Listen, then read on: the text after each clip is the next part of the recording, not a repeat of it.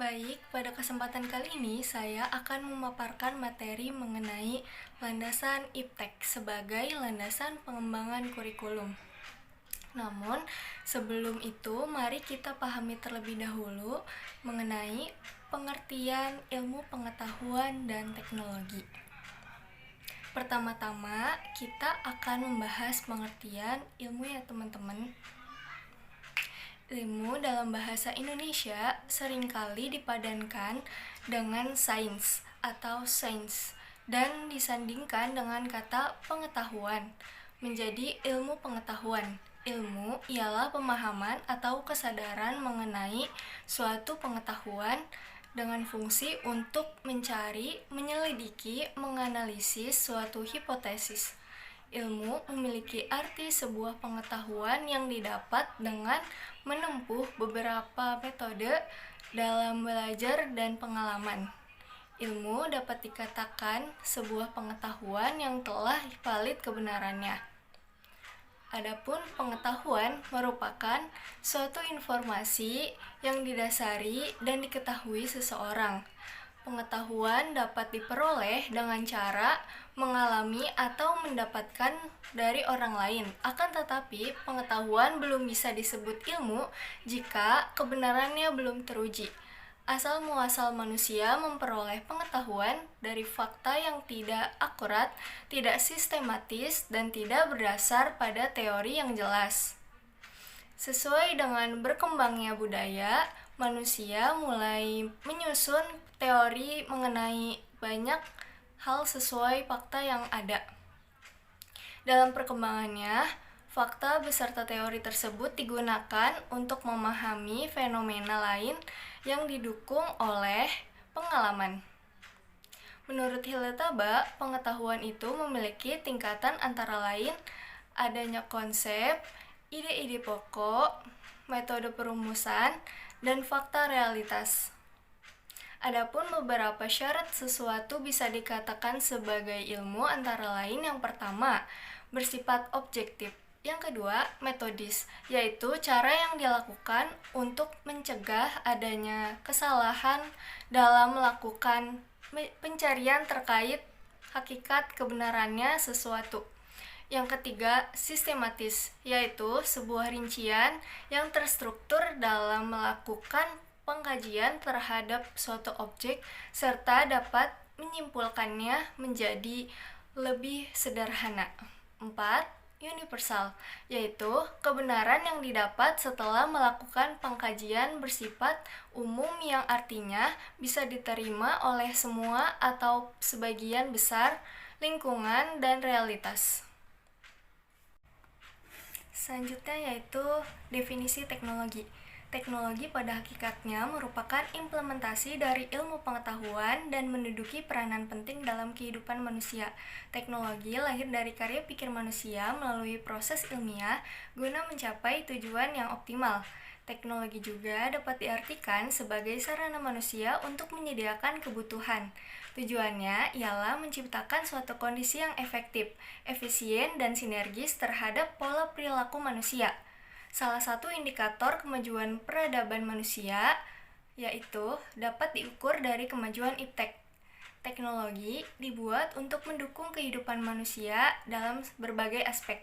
Adanya teknologi memudahkan manusia dalam mengembangkan sumber daya alam yang ada, namun seringkali melampaui batas sehingga sering terjadi ketidakseimbangan dalam penggunaannya dan kerakusan manusia yang menyebabkan terjadinya bencana alam. Iptek merupakan hasil dari gagasan-gagasan manusia dan bersifat objektif sehingga mudah diterima dan dijangkau oleh masyarakat. Dengan adanya iptek dapat memudahkan dalam menyampaikan informasi sehingga menyebabkan perubahan dan perkembangan pada budaya. Perkembangan tersebut membuat pola pikir dan hidup masyarakat terus berubah, mengikuti kemajuan. Apabila masyarakat tidak dapat mengikutinya, maka mereka akan ketinggalan sehingga membuat mereka kesusahan dalam memanfaatkan sumber daya alam. Jadi, berdasarkan hal tersebut, sebuah bangsa atau negara akan mengalami kemunduran karena rakyat yang berada di dalamnya tidak mampu memanfaatkan sumber daya alam dalam hal iptek. Nah, teman-teman, selanjutnya kita masuk ke pembahasan inti mengenai iptek sebagai landasan pengembangan kurikulum. Landasan pengembangan kurikulum layaknya pondasi bangunan. Gedung menjulang tinggi akan roboh jika berdiri di atas pondasi yang rapuh. Oleh karena itu, sebelum membangun sebuah gedung, diperlukan membangun pondasi yang kokoh terlebih dahulu. Perkembangan iptek juga sebagai pemacu kemajuan pembangunan. Perkembangan iptek secara langsung berimplikasi terhadap pengembangan kurikulum yang di dalamnya mencakup pembaharuan isi atau materi pendidikan, yang kedua penggunaan strategi dan media pembelajaran, serta penggunaan sistem evaluasi. Materi pelajaran sepatutnya hasil perkembangan iptek kontemporer, baik berhubungan dengan hasil perolehan informasi ataupun cara memperoleh informasi tersebut dan memanfaatkannya untuk masyarakat. Tentunya dalam proses pengembangan kurikulum harus tetap mengacu kepada prinsip-prinsip yang sebelumnya telah ditetapkan. Pengembangan kurikulum bukan tentang abstraksi, akan tetapi mempersiapkan berbagai alternatif untuk tindakan yang merupakan inspirasi dari ide-ide dan beberapa penyesuaian lain yang dinilai penting. Supaya suatu kurikulum sesuai dengan perkembangan iptek, maka harus memperhatikan kebutuhan masyarakat, industri, lalu menyesuaikan dengan teknologi yang berkembang saat itu, menyesuaikan pola hidup, syarat dan tuntunan tenaga kerja, serta menginterpretasi kebutuhan individu dalam kerangka kepentingan iptek. Adapun dukungan iptek terhadap pembangunan dapat mewujudkan masyarakat yang maju, mandiri, dan sejahtera.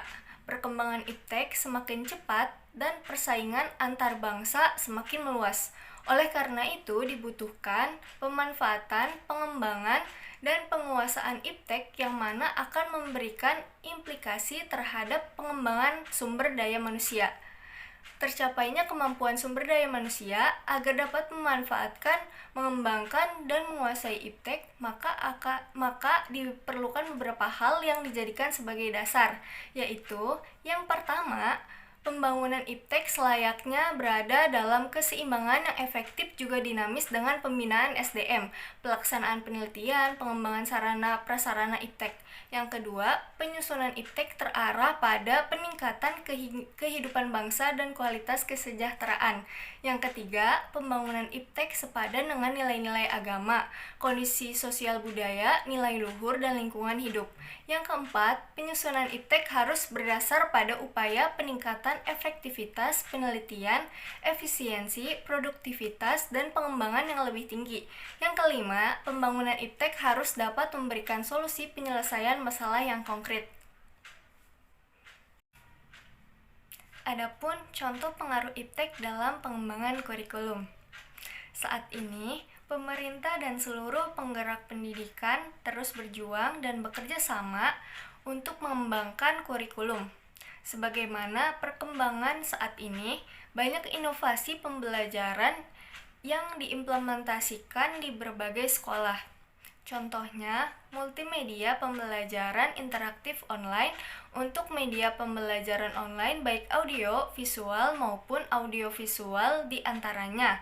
Yang pertama ada Radio Edukasi Kemdikbud, yang kedua Suara Edukasi, yang ketiga Jogja Belajar Radio, yang keempat Podcast English First atau podcast untuk belajar listening bahasa Inggris, yang kelima Sumber Belajar Kemdikbud Audio, yang keenam Google Classroom, yang ketujuh Microsoft Teams, yang ke-8 Moodle, yang ke-9 Kelas Digital Rumah Belajar Kemdikbud, yang ke-10 Zoom, yang ke-11 Ruang Guru, yang ke-12 Genius, yang ke-13 Kuiper, yang ke-14 Visual Novel berbasis gamifikasi, dan banyak lagi aplikasi serta media lainnya.